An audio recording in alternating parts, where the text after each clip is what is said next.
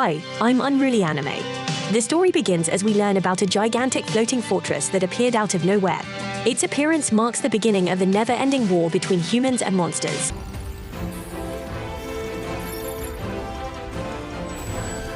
We are then introduced to the highest-ranking divine dragon rangers, called the Dragon Keepers.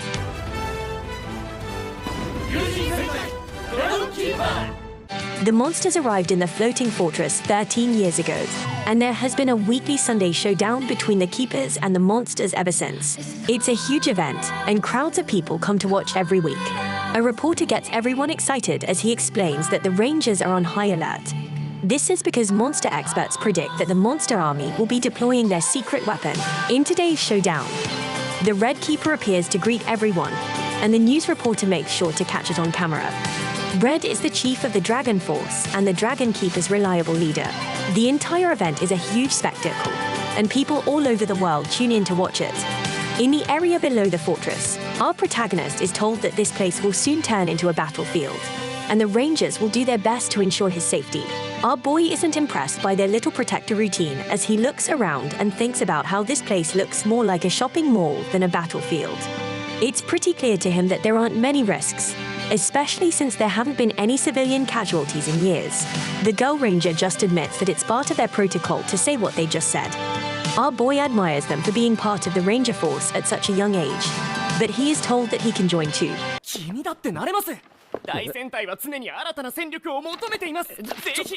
It's actually highly encouraged, and getting accepted into the Ranger Force isn't that hard. However, becoming a Dragon Keeper is a completely different story. Our boy doesn't seem too interested at first, but the Girl Ranger tells him that it's up to him, and he gets an intense feeling.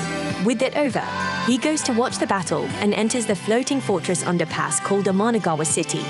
In the arena, the monsters called Dusters teleport out of the fortress.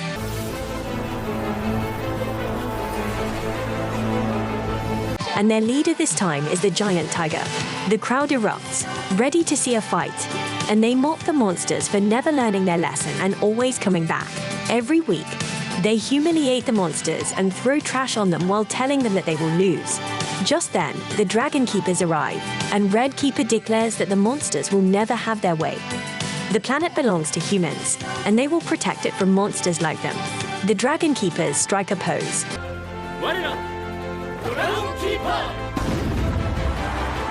And the crowd screams out for their saviors. The monster leader explains that he's a monster born from all the collective grudges of the tigers in this world. He vows that it's time for the stupid surface dwellers to get what they deserve, and he will bring chaos to this world. The crowd becomes concerned, and the monster speaks to them next. He declares that this isn't some kind of suit for them to be enjoying, and he sends his disters to attack the crowd. Luckily for the citizens, the Rangers are in charge of protecting them. Suzukiri is the girl from before, and she tells Sakurama to get the people to safety. The monster leader unleashes a powerful attack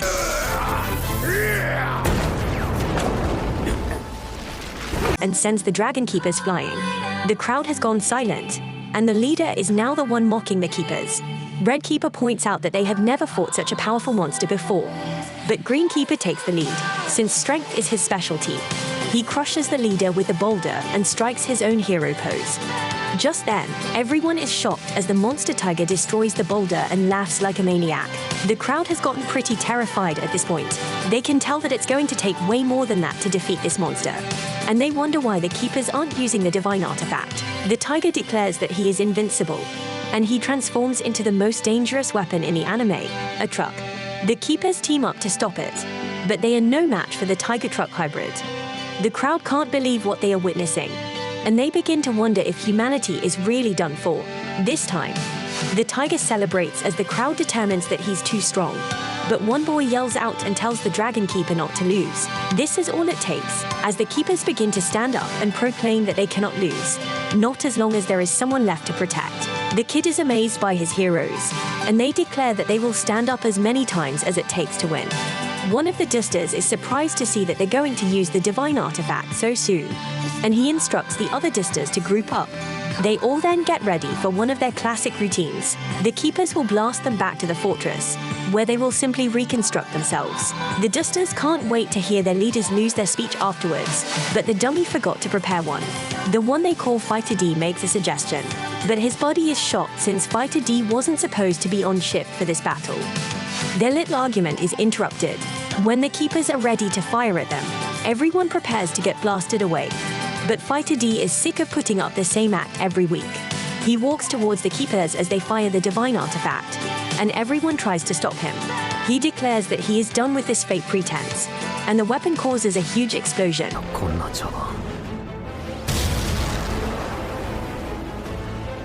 The crowd cheers for the keeper's victory, and the Red Keeper declares that it's time for commercials.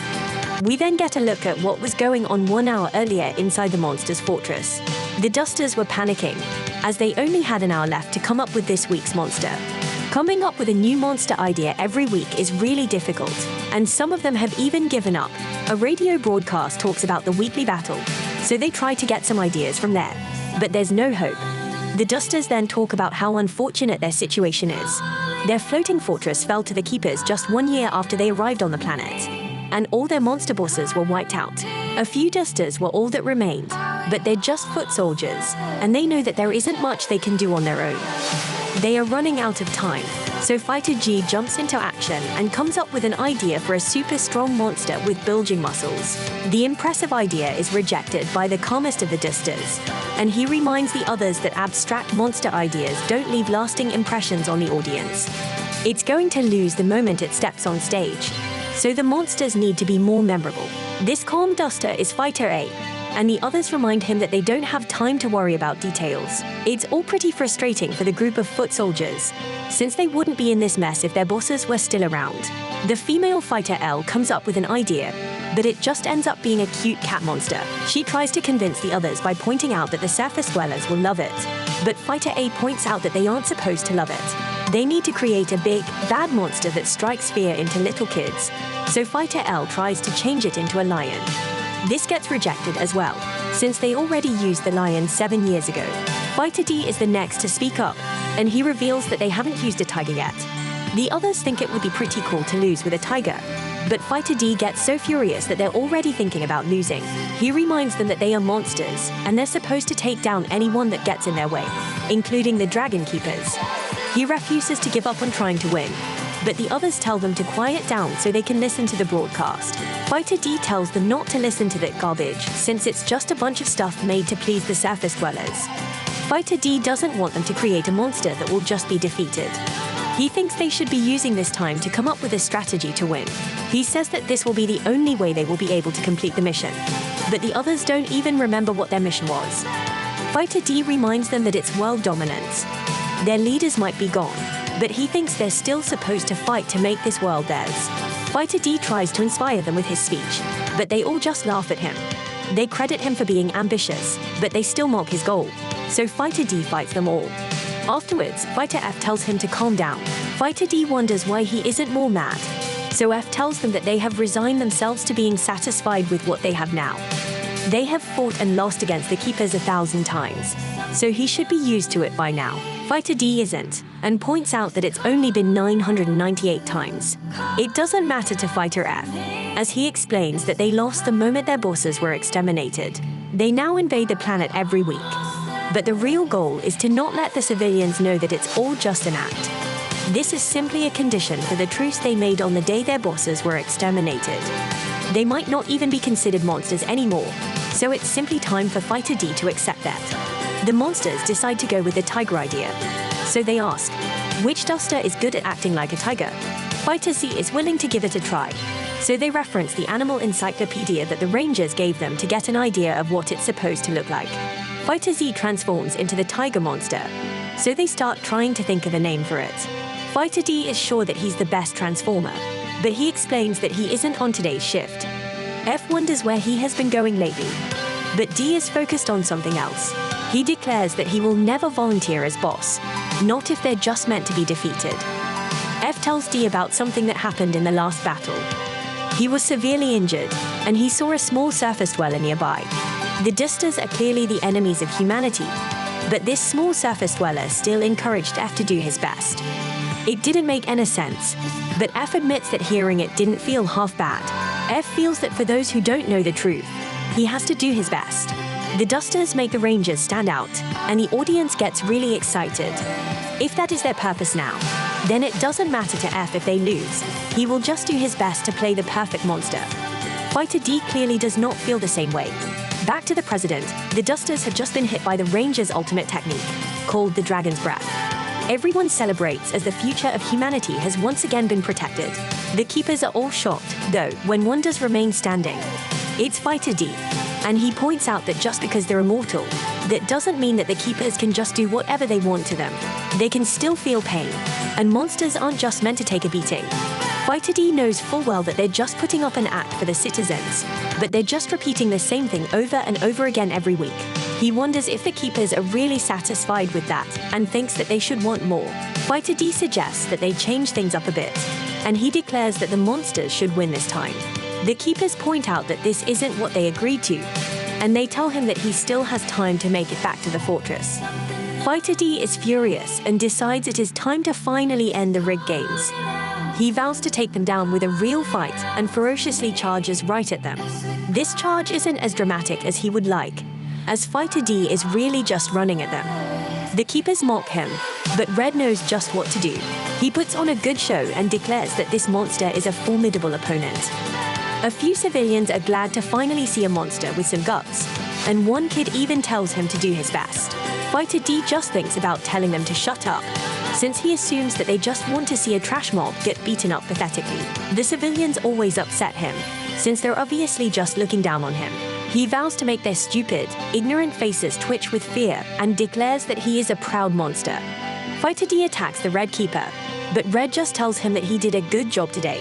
This isn't the kind of place for his kind to shine, though, so Red just tells him to shut up and lose like he is supposed to. Red declares that he is justice and slices Fighter D in half. The other keepers humiliate him even more by firing their weapon at him, and the crowd erupts with cheer. Fighter D has had enough and realizes that he doesn't even look like a bad guy anymore. In the fortress, the dusters point out that they have gone through 999 battles, and they were all losses. Fighter D hasn't returned yet, but this isn't very surprising. Many of them have run off because they couldn't stand what they were doing. For the rest of them, doing what the humans tell them to do is the only way for them to survive. Down below, we see that Fighter D has chosen a different path. He has concluded that they're not even fit to be villains. Nothing has changed, and they will just continue to be slaves for humans. However, Fighter D is sick of staying silent and doing their bidding. He is completely enraged and slowly transforms himself into a human.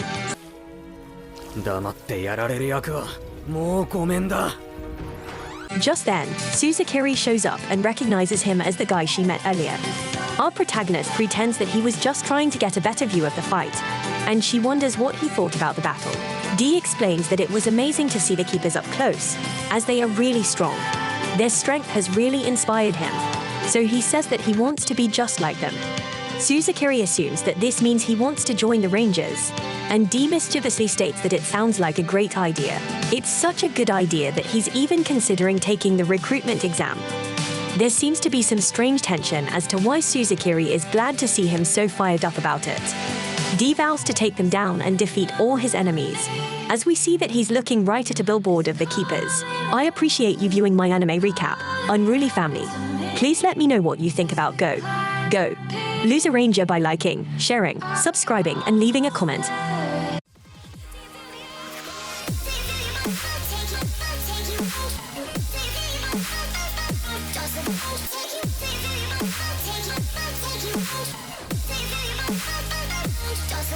Take you